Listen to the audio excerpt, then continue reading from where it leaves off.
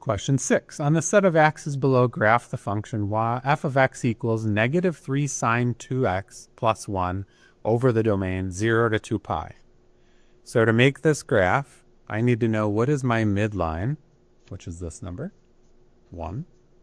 I need to know how high above and how far below the midline are we going to go. And this number tells us that. So we're going to go up 3 from that to be a 4. We're going to go down 3 to that to be a negative 2.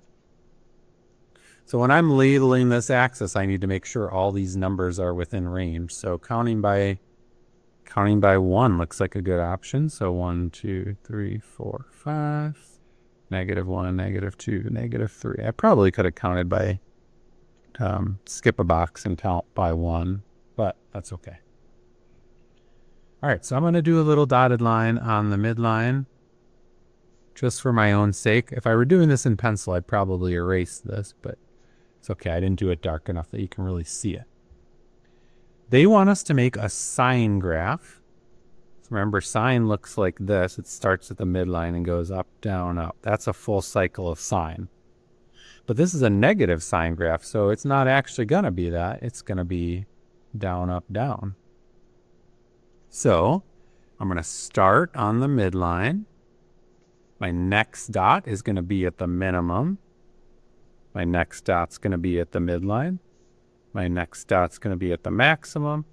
And my next dot's going to be at the midline again. So that is my full cycle here.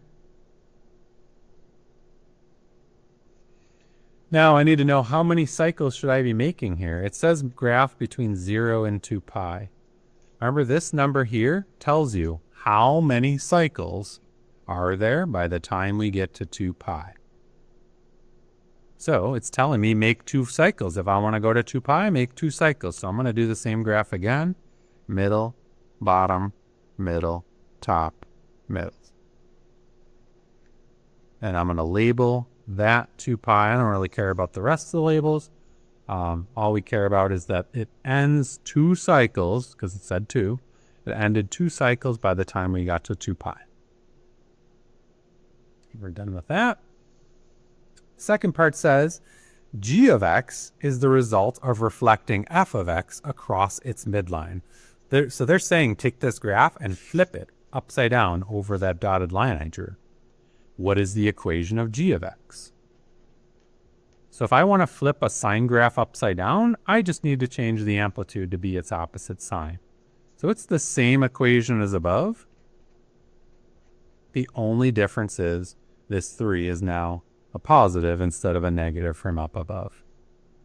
And that's because this number determined whether our sine graph started in the middle and went up, which is what this one would do, or this one was negative, which started at the middle and went down.